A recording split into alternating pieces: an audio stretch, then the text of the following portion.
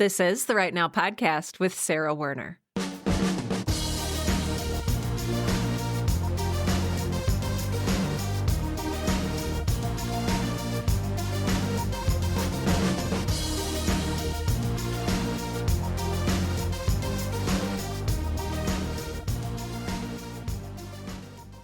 Hello, friends. I am back again this week, and I have with me a very, very special guest. I'm super excited to introduce you to Charlie Jane Anders, who is the author of Victories Greater Than Death, as she likes to say on her podcast, which is the first book in a new young adult trilogy that's already come out in April 2021, along with the forthcoming story collection, Even Greater Mistakes. Her other books include The City in the Middle of the Night and All the Birds in the Sky, which is the first of her books that I had read. Her fiction and journalism have appeared in, get ready for this list, the New York Times, the Washington Post, Slate, McSweeney's, which please read that if you don't already, Mother Jones, the Boston Review, Tor.com, Tin House, Teen Vogue, Conjunctions, Wired Magazine, and other places. Yes, other places exist in addition to that 1,000 that I just listed. She also has a TED Talk, which you should listen to, called Go Ahead, Dream About the Future.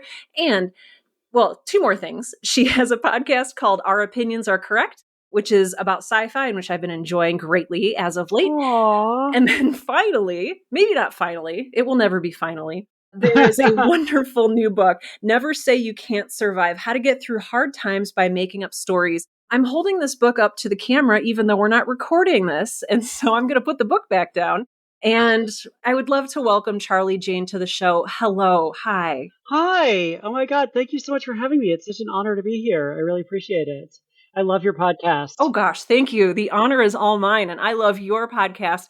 I was just listening to your episode about hive minds this morning. Oh, wow. Which is like one of my favorite things. But that's not what we're going to talk about right now. The first thing I would just love to talk to you about, Miss Charlie Jane, is what is your favorite thing about creating? You've been creating for a long time. You've made so many amazing things. Tell me a little bit about what creativity means to you.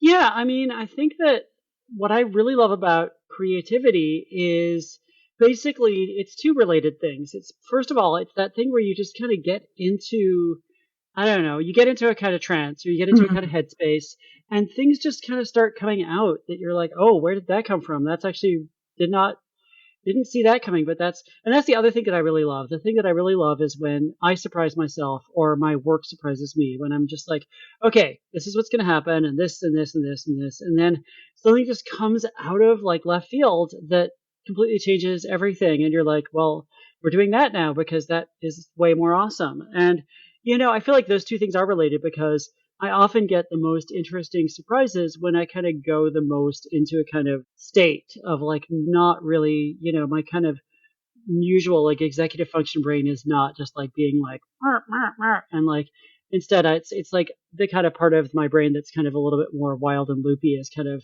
coming out with stuff that just kind of happens.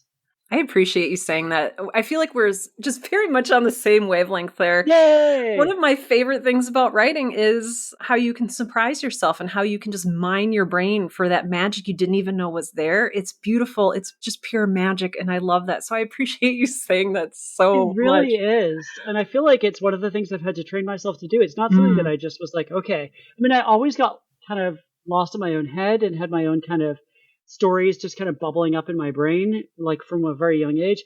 But that thing of like kind of going into a kind of, I keep wanting to use the word trance, going into kind of a state and coming out with something that I didn't expect. That's like I kind of trained myself to do. I feel like that's actually a thing that people are like, oh, well, that should come naturally because we all zone out or whatever. But I feel like, no, you have to actually train yourself to listen. You have to train yourself to kind of pay attention and, and letting yourself do that and not kind of beating yourself up for like, I'm supposed to be writing. I'm just like zoning out. Tell me more about how you trained yourself to get into this state. And you call it a trance. It's, I think, also known as like a state of flow. How did you train yourself to maybe not only get in there, but to stay in there and not like judge yourself or, scold yourself for doing that? Man, I think it's definitely one part of it is kind of accepting that that's part of writing and kind of getting out of your own way and kind of like understanding that it's not just about like putting words on the page. That's definitely part of it. I think also, it does connect up with intentionality and just like part of my writing practice is that I'm constantly asking myself questions about the work. I'm constantly just being like, okay, what is this? Who are these people? What's this story about? Why am I writing this story? What am I trying to get at here? And I feel like constantly like poking at myself and asking these questions does kind of shake something loose sometimes. And I also think it's one of those things that, like meditation, I think it is a thing that the more you do it, the better you get at it. So I don't know if train is the right word, but I think that the more you allow yourself to kind of zone out and like come back, and kind of purposefully zone out. Like it's weird because I don't always think I'm going to zone out and then I'm going to come up with an answer to this thing. It's more like I'm thinking, and I just kind of just get lost in my own thoughts, and then eventually something comes out of it. And I think that the more I do that, the more it becomes second nature to do that. So it's almost just Mm, like getting used to doing that all the time and kind of accepting it, but also just kind of being in the habit. I think a lot of stuff to do with writing is just about being in the habit of like mm. doing stuff and like paying extra attention or doing a certain amount of work at a certain time in a certain way, like just habits. I think habits are important. Mm. I think that's so interesting. And I always find a very interesting split there between like organization and chaos, right? So we talk about like creating habits, we talk about setting the space, but we also talk about I like there to be surprise. So I think what I want to ask you next is are you familiar? I'm sure you're familiar with the term pantser. So a writer who writes by the seat of their pants versus a plotter. Can you tell me a little bit about your method there and where you lean on the scale of organization and chaos? Yeah, it's funny. I mean, first of all, I hate dichotomies. And so one of the things I actually, in Never Say You Can't Survive, I do actually at some point say we're all a little bit pantser, we're all a little bit plotter. Like some people go to more to one extreme than the other, but everybody does both. And Mm, I feel like this idea that there's like two groups and they're mutually exclusive, I don't like it. But I feel like in general, in my writing, I am definitely a kind of a discovery writer. I'm definitely a very kind of like, let's see where this goes. Oh, okay, I this thing happened. I'm going to follow up on this later, maybe, or else I'll have to go back and take it out later. You know, one of those two things. And I just sort of like leave little breadcrumbs for myself to find. And I do what I have done with a lot of my adult novels is I will just write a ton and kind of try to see where it's going, but I'll also kind of stop. And again, this is the thing I was talking about before. I'll stop and be like, okay, where is this story going? What do I think is going to happen next? Where do I see this kind of heading towards? And I'll have an idea in my head of what I want the ending to be usually. So I've traditionally been more of a make it up as you go along kind of person. I've also been kind of a block of marble sort of person where, like, mm, for example, for All the Birds in the Sky, I would just write. I think I've done this for a bunch of my books. I would just write like 10,000 words of the characters hanging out to see if I could get like, one or two scenes out of that I could like, that could end up in the final book, but also just to get to know the characters better. mm. And so, sometimes I'll combine five different scenes that I wrote into one scene and I'll just kind of find a way to stitch them together, but I've been experimenting more with being a little bit more like. And the other thing I always have done, by the way, is I'll write the story and I'll maybe revise it a couple times and I'll just keep outlining it. I'll outline it once I've got a second draft. I'll be like, okay, I've written it already, but what are the main things that happen in this story? Are they in the right order? Is there enough space between these different story beats? What's happening? What are these characters thinking at every point in the story? Just to kind of get it stronger in my head for the revision process. But lately I've been revising, and lately I've been outlining more intensely before I write. And, Mm. two things I think brought that on. One is that I've been writing these young adult books, which are very plot heavy, especially the third one. The third one, I think I finally, like I wrote outlines for the first and second books and then ended up kind of deviating somewhat. But for the third one, I think I'm very much like, no, we have to hit all these points. There's all these dominoes they set up and they have to fall in this order Yeah. or it's not going to work. And I know what the dominoes are. I know how they have to fall. So it's not so much like, oh, let's see what happens. It's like, no, I wrote a check. I got to cash it. So there's that being much more intense about like seriously outlining the third book of the trilogy before I write it. I've already written about a third of it, but I'm working for a really serious outline. The other thing is I've been dabbling a little bit in TV writing. I've been in a TV writer's room a couple of times. Yeah, which is like a dream come true. It's something I never ever thought would happen for me. I thought, they don't just let random people off the street into these writers' rooms. There's got to be some kind of security. I don't know. So I've been in a couple of TV writers' rooms, and there it's very much like you plan out like everything is planned out to an insane degree. Like you plan out the season, Then you plan out each episode, then you plan out each act of the episode, then you plan out each scene, and you do it for each character. You do it like character by character. Like, what is this character's arc from episode to episode? What are they doing in each episode? What are they doing in this scene? And it's like, it's very detailed. And it's very much like the room collectively comes up with this very granular outline with like a million note cards. Like we killed like a forest of note cards, I think. And whoever's episode it is to write gets sent away to write it, but they're writing from this incredibly granular, detailed outline. Am I allowed to ask what show you're working on? Well, I'm done with it for now. I mean, I'm done with it for the time being, for the foreseeable future. But Why the Last Man? It's on FX on Hulu in September, and I wrote episode 7. I think I'm allowed to say that. And yeah, it was a trip. It was a total trip. Because that's Brian K. Vaughan, right? It's based on a comic by Brian K. Vaughan. He came and talked to the writers' room, and he was delightful. And I really love the cast. I think the cast is amazing. I think it's going to be. We've got frickin' Diane Lane.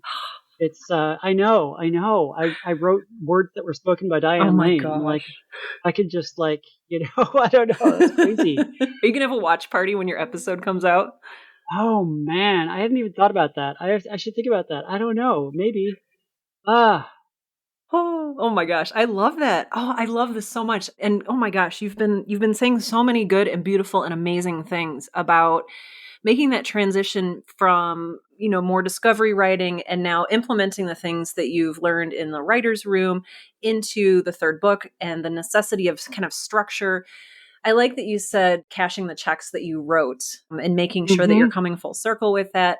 I appreciate all of this. And gosh, I have like 90,000 questions in my head, but I think Yay. this is the problem. It's like, one day I'm going to do like a 6-hour interview and it's going to be really, really fun and exhausting, but I want to be respectful of your time. So I want to ask, you've written so much fiction and also so much nonfiction. What is the difference there? And I know you don't like dichotomies, so I'm interested in your thoughts on writing fiction, writing nonfiction, and then what drove you to write your newest book? Yeah, okay, so fiction versus nonfiction. I mean, I feel like there is a big thing of people coming from journalism Mm-hmm. into fiction writing. And, I kind of approached it like it's funny. Like, I think people think of me as a journalist who turned into a fiction writer, and that's not entirely how I think of myself. I think of myself as someone who always was a fiction writer, but I got work in journalism early on, and I worked in journalism for a long time, but I was always like, okay, fiction writing is my career. It's what I'm going to do with my life. And I was always just kind of hoping that, one of these days I would get to do that as like more of a career. But I feel like the thing about journalism is it's kind of a double-edged sword because on the one hand, good journalism is about like obviously sticking to the facts, which is the thing, but also like, especially the last like 20 or 30 years, the trend in journalism has been towards more kind of like, I don't know. I don't want to say human interest, but like you have to Mm. find a relatable person. You have to find someone who's has an anecdote that can kind of anchor the piece. And like you start out with like so and so says that someone ran over their dog, and then it kind of turns into a longer discussion of like car safety or what happens when your dog dies or something. But you find one person who has an anecdote that's like compelling that you can kind of massage into being like the opening of your piece and kind of keep coming back to. So there is a lot of like creative writing tricks in journalism. But the thing about journalism is you have to it's kind of a double-edged sword for if you're going into fiction, because on the one hand journalism teaches you to be very concise and kind of get to the point, and also to be disciplined and just produce a lot of words in a hurry Mhm. sometimes. Like, like when I was blogging, it was like, okay, you have to just write 6 to 8 pieces a day. Oh my Some of them are going gosh. to be kind of short, but some of them are hopefully not going to be that short. And you're going to like, they're all going to have a certain attitude, or they're all going to like, they're not going to be just like, I wrote down some stuff. They're going to have like zing or whatever. And so, that was good training for just like producing a lot of words. And I feel like, it's funny, the longer I've been away from journalism, and also I think other things like the pandemic have something to do with it, the more my kind of my word count per day has kind of been sliding down because I've just been losing Mm. that journalistic feeling. But I mean, whatever. Like I said, I don't think of word count as the measure of productivity in fiction. The downside of coming from journalism into fiction is that it can make your fiction a little bit dry, a little bit too Mhm. much like, you're reporting the facts or whatever. Or, it can make you in journalism, you want to kind of leave you don't want to necessarily tell the reader what to think because that's Mm. kind of not always, unless it's an opinion piece, you want to kind of leave them with questions. But you do want to say, okay, this is what this is about. Like you have to have, in journalism, we talk about the nut graph, which, do you know what the nut graph is? Yeah, yeah, yeah. I The do, nut but my graph is like, listeners might not. So, okay. Yeah. So the nut graph, God, so many funny terms from journalism that I still use all the time. So the nut graph is basically, it's like, it's graph means paragraph, and nut means that it's kind of the article in a nutshell. And usually it's like, could be the first paragraph. It's usually the second or third paragraph of the article. The nut graph is where you just say, here's what this article is going to be about. Here's the point of it. Here's why you should care. You summarize the whole thing in like 2 or 3 sentences, and you just kind of set up the reader's expectations of what the piece is going to be. And I think that's a big part of what journalism is just being able to boil things down and be like, okay, there's a conflict going on over water rights, and here are the opposing sides. And maybe this article won't tell you who's right, but it'll tell you why they're arguing and what they each side is saying, and it'll kind of give you like it'll give you a very cut and dried sense of what the issue is. Versus like in fiction, I feel like I was actually worried that too much blogging was going to really hurt my fiction because of the snarky tone that you have to do as a blogger, like the kind of like, oh, I'm being super snarky and I'm kind of dunking on everything, and like, and I felt like, and actually I think in the end it was the opposite. I think blogging helped cure me of that a little bit. Like I think my fiction has gotten a lot less snarky since I had to spend 8 years being snarky all day. I felt like, okay, I kind of got some stuff out of my system, or I think of that as my blogging voice now, so I don't use it in my fiction as much. oh, So I interesting. don't know. Yeah, I don't know. So that was a very long answer. No, So I I love it. I apologize. love it. I'm here for the long answers. Oh my gosh. I want to ask you so many things. I love that you just went through sort of those differences between, nonfiction and fiction. And it seems like there's some similarities there too. And it's interesting, expectation wise, what you thought would happen and then what actually happened and how your voice kind of emerged from all of that and how it's changed between the two mediums. Sorry, this is just like a little recap for myself here so I know so I can ask you a meaningful, hopefully, question after this. So, you started off in journalism. What helped you make the leap into fiction? Like what was it that said, "You know what? I'm going to write my novel. I'm going to just do this." Yeah. Oh gosh.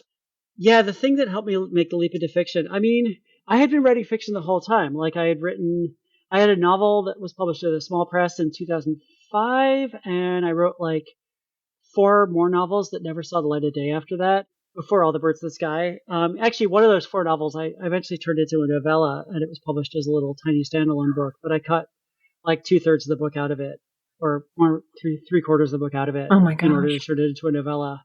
But yeah, so I think that it was just like I was just trying to break in. The whole time I Mhm. was doing journalism, I was trying to break in as a fiction writer. I got hundreds and hundreds, probably thousands of rejections for my short Mm. fiction. I got, I don't know how many rejections from agents. I think I, at some point in the book, the new book, Never Say You Can't Survive, which I guess you asked me about before and I forgot to talk about that. But I think in that book, I talk about like, I kind of counted up the number of rejections, but I got a ton of rejections. And honestly, I was just plugging away until finally just randomly saw that Tor.com, which is this, website that's affiliated with my publisher, but also publishes a lot of short fiction on their site. I saw that they were having an open submission period, and I was like, well, this is not going to work Mm. out, but I'll just try them with a story. And I tried them, and basically, I got a note back almost immediately, randomly, like they just, Patrick Nielsen Hayden wrote back to me and was like, I really like this story. I think you need to tweak the ending slightly, but otherwise I want it. And I was like, what? And my head exploded. And then the second piece that I published with Tor.com, which was like by far, I want to say it was the highest profile place that I'd been published before then. I'd been in some pretty high profile anthologies, but this was definitely the highest profile, I think. My second piece with them was the story 6 Months, 3 Days, and that won the Hugo Award. And at that point, that was kind of, I was launched after that, and then eventually I did, sell All the Birds in the Sky. So that was really the process, and like, it was just, it was one of those things where like people were coming up to me and being like, "Oh, I didn't know you wrote fiction," and I'm like, "That's my like the main thing I do." It's just that nobody had noticed until that point. I had published over 100 short stories before I got that won the Hugo, but nobody had seen the other 100. Wow. This blows my mind and I don't know if you enjoy talking about success or what that even means to you, but it's so fascinating from someone who I've been reading IO9, gosh, since I graduated college. I've it's just been this huge pillar of sci-fi news for me. And so like I don't know when your novel came out, All the Birds in the Sky, I now know that that was not your first novel. It just blows my mind that you had difficulty finding an agent. I'm like, she's famous. Like, have you not read IO9? Like, this is a huge deal. And it's just so interesting from someone from the outside who like sees you as this like huge deal. And it's like, how is this hard for you? And so, gosh, I'm interested. What does it mean for you to be successful now? Yeah, I mean, first of all, I think that the agent thing, it's I always say it's not just about fight. You know this. It's not about finding an agent. It's finding about the right Mm, agent. And like, there were agents who were definitely interested in me, especially after IO9 became a big deal. After I won the Hugo, there were definitely agents who were like, "Oh yeah, send me stuff," and then I would send them stuff. They'd be like, "Yeah, not this. This isn't." And like, I feel like that's good. It's good that yeah. they didn't just like say, well, I can probably sell this because you've got a platform. They were Mm, like, you want agents to be honest and be like, okay, I'm not connecting to this. This book is not connecting to me. And I think I tend to be kind of a silly writer sometimes. I'm kind of a funny writer. And I think that there is a certain amount of, well documented resistance in some parts of the book world, including among agents and some mm, editors towards things that are really kind of like silly and funny because I think it's such a crapshoot. I mean, I know from going to a million comedy shows that like it's really hard. Like sometimes a comedian will just bomb. Humor is so subjective. Like, mm. and some people might be like, "This is the funniest comedian ever," and everybody else might be like, "I don't get it." So I feel like there's a reason why it's hard to sell humor because humor is super subjective Mm, versus romance. Or romance is also really hard, but I think that you can kind of tell like, is this are these characters clicking? Is it gonna people understand romance in some. I'm gonna get in trouble for saying that maybe, but I don't know. I think humor is just hard. But mhm, yeah, I define success. I mean, there's obviously like I get sucked into the same stuff everybody else gets sucked into about like mhm, who is all these like artificial measures of success, all these artificial kind of metrics that we all kind of markers that we all kind of get stuck on. But I think that when I'm happiest, and I do talk about this in Never Say You Can't Survive, when I'm happiest is when I kind of stick to the definition of success I came up with early on, which is it's twofold. One is that I get to be associated with people that I really like and admire, who I think they're awesome, and I'm just like glad that they want to hang out with me or collaborate with me or whatever. And like the quality of the people that I get to be associated with is a measure of success for me. Like, and mm. but the other thing is just I get to keep doing this. I get to keep writing and getting published and having people read my stuff. And so those are the definitions I try to stick to versus like you have to get 20 widgets or you have to get on this particular list or I don't know. Yeah. I feel like it gets really toxic. Oh, I love to hear you say that. And I love to hear that, oh gosh, not every success metric is necessarily healthy. Boy, do I appreciate you saying that. And it is really hard to get sucked into that stuff. Gosh, I'm so torn. And I want to ask more about like vanity metrics and then what's actually meaningful. But I also want to ask about your beautiful new book, Never Say You Can't Survive. Okay, tell me about what compelled you or drew you or led you or what have you to creating this book. Yeah, I mean, so as you probably know, when I was working at IO9 back in the day, I used to do these writing advice columns at Yes. IO9, I learned so which were much from you. called, oh my God, thank you. Dang, that is insane. So I used to do these writing advice columns that were called free advice. And I think that they were all under the free advice tag. So you can probably find them there. And, yeah, and that was really fun. And I always wanted to do a book of writing advice, but what I found after I left IO9, even though I kind of had like a handshake agreement with some of the folks from what had previously been Gawker Media about like allowing me to kind of use bits and pieces of my stuff that writing columns that I'd written for IO9 in a book. Like what I Mm. found was when I left IO9 and was like, maybe I'll try to do a book of writing advice now. What I found was that the market for writing advice is actually really crowded, especially science fiction writing advice. There's a Oh. lot. There's like a ton of books out there. Like, Orson Scott Card wrote one, Ursula K. Le Guin wrote one. Tobias Buckle, I think, wrote one. There's a bunch that are published by like, Writer's Digest and stuff, and they're all really great. And there's a lot of really great advice out there for writers, including in speculative fiction. And so, my first idea for a book, which was basically like sci-fi writing 101, more or less, that wasn't going to be the title, but that was what it was going to be. That just ended up not like it became obvious once we talked to people and kind of my agent kind of put some feelers out that was not going to work and that was not going to have a big enough audience. And so I kind of put that aside and was like, well, maybe I'll do a writing advice book one of these days. And then in the meantime, sometime around 2017, I think, or yeah, around 2017, I was talking at a writers conference and they asked me to give a keynote, which was extremely flattering. And so I wrote this talk called Never Say You Can't Survive.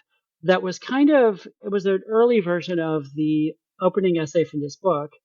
And I gave that talk at this writers conference, and then I kind of kept giving it at like other conferences here and there and, around and other kind of writing events. And I kept kind of refining it and, adding to it and kind of poking at it. And it was during the era that kind of started 2017-ish, it felt like a lot of us were really struggling and it felt like a lot of us were really having a hard time. And so I was having all these conversations about like, how could writing help us get through this, but also how can we keep creating through this? And it felt like there was a way to talk about that in a book while also talking about the other stuff that I really felt was important to me about writing that I hadn't necessarily seen in quite so many words elsewhere. And just, I felt like I could use that as a framework to kind of talk about like my philosophy of writing a little bit.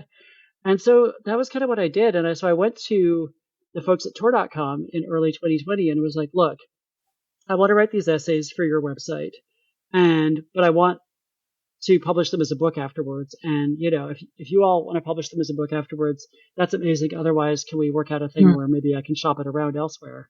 And they were all in and they were super excited and they were pretty much committed right away to publishing the book version, which was awesome. And it was actually, during 2020, which was, probably the hardest year of my life personally. Mm-hmm. It was actually kind of therapeutic to be writing these essays. It was like, okay, I had like a weekly deadline. I kind of knew what the essays were. I had a very detailed document that was like every single essay with like a million thoughts that I'd written down for it. So I had kind of very rough, scribbly drafts of all the essays. But having that weekly deadline was really good for me. And just forcing myself to kind of, while I was struggling with a really tough year, forcing myself to think about like, okay, here's all the ways that writing can help you get through this. I was kind of helping myself as much as anybody else, I feel like. And it turned out to be a really good thing to do. I think it helped me get through 2020 in one piece. I love that. I would love to ask, just for folks who haven't read your book, and can you tell us real quick when it comes out? It comes out August 17th, so pretty soon, actually. Oh my gosh. Okay, so pretty soon, August 17th, 2021. We're in 2021 now. So I'll have a link in the show notes for that. But can you just tell us a little bit about this premise about I love hearing about writing as a survival mechanism. And can you tell us a little bit about the link between creativity and survival? Yeah, I mean, I think that there is a huge link, and I think you kind of put your finger on it, which is that we need to be creative in order to survive. We're going to need creative solutions to a lot of these problems we're facing. Mm. And part of what I talk about in the book is, at its most basic level, it's this thing of like the real world really, sucks. And part of how I deal with that is I'll sit down and just like marathon, like I'll binge watch Brooklyn Nine-Nine or Ted Lasso or, some other show that's kind of like nice and fun and not going to remind me of like the sheer horror outside of my windows. Yeah. And where we're just starting wildfire season here. So it's super extra exciting. But yeah, so the real world really sucks. And you kind of, one way you can deal with the real world is by just losing yourself in a story that someone else created, like reading a book, watching a movie, kind of just getting lost in the narrative. But what I feel like, and this gets back to the thing I was talking about before with like the zoning out and the trance and the kind of flow and stuff, is that when you really get into writing, it's like that. It's like binge watching a TV show, only more, because it's coming out of you and you're kind of both lost in it and controlling it to some extent. So you get to actually kind of have that thing of like being like, okay, I am kind of get shutting out the world and just living with these fictional people in their world, and like they're the people I'm dealing with now. But you also have that thing of like it's very therapeutic to feel like, okay, I can actually shape how this is going, and I can kind of understand this on a deeper level. And I kind of talk about it as like the characters are almost like your imaginary friends. Mm. I think that you can kind of spend time with these imaginary friends, and I kind of get into ways to do this in the book, and you also get to kind of maybe deal with some of the stuff that's bothering you like obliquely by kind of writing about it without writing about it, Mm. and you can kind of be like, well, what I would like to do is be able to tell the story of what I'm dealing with right now, but also have something that's happening 500 years ago that kind of connects up with it so that I can be like, well, it's not just this one moment. There's other moments that affect the moment we're having right now. And having those two moments alongside each other helps me to get some perspective or to kind of, illuminate some stuff that's not obvious if you're just living in this moment right now. And I get into that and kind of techniques for doing that. The other thing that I think is really important, and then I'm going to shut up, is I talk a lot about being okay with uncertainty and having mental flexibility, because I think part of what happens when you're in the middle of a crisis and like, there's a really contested election and a plague and a bunch of other stuff going on. Part of what happens when you're in the middle of a crisis is that you have to keep changing in response to new information. It's like, okay, Mm. nobody's allowed to wear masks. Oh, we all have to wear masks. Okay, this thing is now it's the opposite. Like, I think that when you're writing a story, you have stuff where things in the story are shifting around as you're writing it. You're surprising yourself. Maybe something you write didn't make sense. You have to go back and change it. Like, your beta readers are like, okay, this part just came out of nowhere. You have to explain why this happened. And I think that writing helps you to kind of deal with uncertainty in the real world because you're trying to figure out the story. And that is a certain amount of uncertainty, even if you had a great outline. Mm. And understanding your own role and how your own agency can play out in both the real world and the world you're creating. Yeah, exactly. I love that. I love that so much. Yeah. Oh, I love this. I love this. Well, let's just keep going with this. And let me ask you, can you give us a quick plug for where people can find you and where they can purchase all of your books and connect with you and all of that good stuff, and also listen to your podcast because you have a lot of cool stuff out there. Well, thank you. Yeah. So my website is charliejane.com and Charlie Jane on Twitter. And if you go to charliejane.com, it's got links to all my books. And then the podcast is at ouropinionsarecorrect.com. And we also have a Twitter handle at OOAC pod. So yeah, thank you so much. Yeah. Okay, good. I wanted to make sure we got that in here, and now we can kind of go off the rails again with Yay! some more questions about creativity, just real quick, and then we'll wrap up. Just FYI, all of the links to the places and platforms that Charlie J just mentioned are in the show notes for today's episode. So please go check those out. Click those links. Listen to Our Opinions Are Correct. Been again really enjoying that kind of a deep dive into sci-fi and what makes it work and maybe not work. Oh gosh, I want to go back to talking about you wanted to write a book about writing advice. Is there a piece of truly terrible writing advice that you've ever received? Oh man, I mean, I feel like I've gotten a bunch of kind of writing advice that I personally didn't find helpful. Like that you have to always introduce the main character of your story in the first paragraph, which I find, is not always it sometimes works, sometimes doesn't. I feel like that was a piece of writing advice I got early on.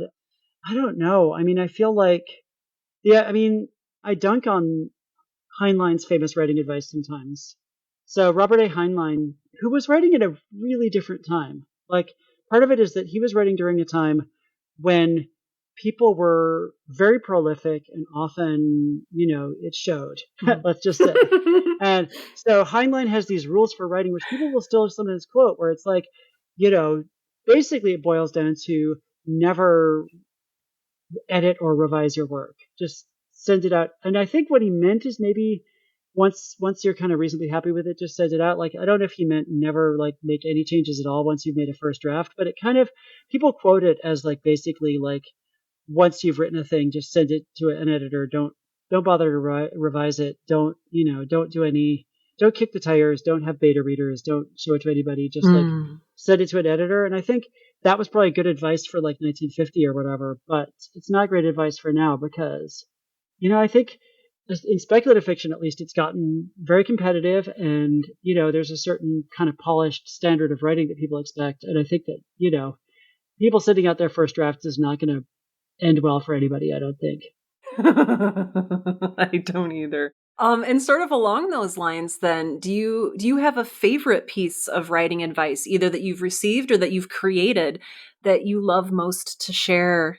Is that grammatically correct? That you love most to share with other I mean, aspiring yeah, writers? that is actually grammatically correct. Correct. Yeah, you know, early on in my writing career, I got a story into this literary magazine called Ziziva, Hmm, which is like, if you live in the Bay Area, it's a big deal. Otherwise, I don't know if it is or not. I've heard of it. But okay, yay, okay, cool. And the editor of Ziziva at the time like spent an hour on the phone with me, which is kind of amazing to me even now that he just did that, and kind of talked through my story with me. And he was kind of, he could be a lot, that guy. He could be a lot. But he did actually give me really good advice about kind of getting to the emotional core of the story. And he kind of introduced me to the idea of like the emotional core of the story and how you have to get to that and find it and kind of really kind of tap into it in order to make the story work. And in this story, as with so many of my stories, it was about the emotional core was a particular relationship. And I feel like the emotional core is the thing that kind of drives the story into a certain extent, or that the characters care about the most, or that, the reader is going to hopefully care about the most, or that's like the thing that we're all kind of caring about that's making things happen in the story. And it's the more kind of emotional that emotional core is, the more the story's going to feel like it's alive and on fire and all that stuff. And so he kind of really Hmm. talked me through, okay, you have this relationship that feels like it's at the heart of the story, but I need to feel more of this character's longing for this other character, and I need to feel more of their kind of emotional connection. And it was actually incredibly good advice. It was like, it really kind of changed how I thought about writing, Hmm. and it really drove me to kind of try harder to get to that emotional core. And it took a long time for me to get better at that. I don't know if I'm good at it, but get better at it. I still struggle with that to this day. Boy, I really appreciate that. I feel like we don't talk about that enough. I feel like there's so much, talking about logic and rules and all that stuff. We don't talk enough about emotion and feelings and really what's at the most powerful heart of what it is we create and why we love to lose ourselves in these stories, Going surfing Yeah, on someone else's feelings is just so powerful. it really is. And it's so hard to do. Yeah. Like, it's really hard to do. And like, I'm editing the second book of the YA trilogy right now, and I'm like, okay, I have another scene where characters are upset about something, and how do I say that in a way that I didn't already say that before? Like, what's a way that I can talk about this that feels like really powerful and fresh, that's really connected to this person's emotions. And often it's a mixture of like how you describe what they're feeling, or like how you describe the kind of sensations, but also just how they act, and like what's going through their head, like their internal monologue, all of it. And like, I find it just so challenging. Like, Mm. All the Birds of the Sky, there were some parts of that book where, my editor, Miriam, who's a freaking powerhouse, really had to kind of point out parts where it's like, okay, this should be a really emotional moment, and it's not, and it needs to have more like emotion to it. And like, for example, there's a part where, I don't want to get too spoilery, Yeah, but there's a yeah. part where Lawrence and Patricia have been estranged for a while, and Patricia shows up at Lawrence's house to give him something. And the draft of that scene, like, this was not my first draft. It was like my fourth or fifth draft. The version I handed it to my editor, she came back and was like, yeah, I don't feel this at all. This isn't really, the emotion is not coming out. And you need to take a beat or two longer with this and just really kind of live in this moment. And like, I had to really, like, it took a day of Oh, like just poking at that scene and trying to get like, just squeeze a little bit more emotion out of it. wow. Oh my gosh. Because it's like, if you receive so I was in like website design for years and the number one criticism you hear is this needs to pop more. And it's like, okay, what does that Oh, mean, wow. right? And so what does it mean to Man. infuse that emotion? Like, and I know we're creeping up on our time limit, but poking at the scene, prodding at it, did you have to get more empathetic with your characters or what did that look like for you? It's a mixture. It's a mixture of like getting into my characters' heads more and like kind of acting out the scene almost in their voices sometimes. Like oftentimes I'll get to that Mm. point where I'm like, okay, this scene, it's as good as I can make it in my head, but if I can get more into their heads, I can just make it like just kind of give them a little bit more of like a realistic reaction, because oftentimes the first like 3 or 4 drafts of a scene is just like the characters being robots a little bit, Hmm. and then it's like, okay, I have to like kind of get in the shower or whatever and act this scene out in the different voices almost, and just be like, okay, what is this person really thinking in this scene? What are they really feeling? It's also just like trying to, I mean, making things pop is kind of a thing I think about a lot in terms of fiction. And often a scene pops when it feels just charged and it Mm. feels, but it feels like we're not just going through the motions and having like the scene that you've seen 100 times before and other things. Yeah. And I think that, you just have to find the emotional truth of that scene. Something I talk a lot about in Never Say You Can't Survive is this notion that writing is acting. That when you're a writer, you're kind of an actor and you have to get into character and you have to like submerge yourself a little bit in your character's head. And but I find that often that happens in revision. I think in revision, Mm. I get to a place where I'm finally like, okay, what's the real emotional truth here, and how can I convey that in a way that I haven't maybe done a million times before? And it just, finding something dramatic and different, kind of. I don't know. It's always a struggle. It's never easy. It never gets easier. It's not something where you're like, okay, now I know how to do this, and I'm just going to do it over and over again. It's like every time. I You have to just keep reinventing it. I appreciate you saying that so much, that Oh, saying that it never gets easier, because it doesn't. And I keep waiting for things to get easier and it doesn't. Thank you for saying that. That's just my pleasure. I appreciate those truths. Miss Charlie Jane, you are beautiful, wonderful, invigorating. Your energy is fantastic. I wish Oh, that everyone listening could see your beautiful pink hair right now. It's just so alive and so wonderful. Thank you so much for gracing us thank with your you. presence here today. I'm just so happy to have you here. Thank you. It was absolutely my pleasure. And thank you so much for having me. I love your podcast. And this was just such a wonderful conversation. And have a great rest of your week. Thank you. And bye for now. Bye.